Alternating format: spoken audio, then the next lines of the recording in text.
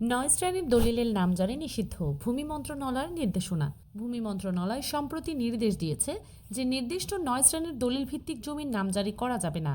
প্রধান উপদেষ্টা ডক্টর ইউনূস ও ভূমি উপদেষ্টা আলী ইমাম মজুমদারের নির্দেশনায় এবং ভূমি সচিব এএসএম সালেহ আহমেদের তত্ত্বাবধানে জারি হওয়া এই নির্দেশনায় বলা হয়েছে, যাদের দলিলে নিম্নোক্ত ত্রুটি বা বৈশিষ্ট্য থাকবে তারা কোনোভাবেই নামজারি করতে পারবে না। যেসব দলিলের নামজারি করা যাবে না: নাম্বার ১, ত্রুটিপূর্ণ সাফ কবলা দলিল। নাম্বার ২, হেবা দলিল, শর্ত সাপেক্ষ। নাম্বার ৩, প্রতারণার মাধ্যমে গৃহীত সেবা। নাম্বার ৪, পূর্বে নামজারি করা হয়েছে এমন জমির পুরাতন নামজারি। নাম্বার ৫, অর্পিত সম্পত্তি, অর্পণ বা স্থায়ী ভবিষ্যৎ দাবি থাকলে। নাম্বার ৬, খাস জমি সম্পর্কিত দলিল।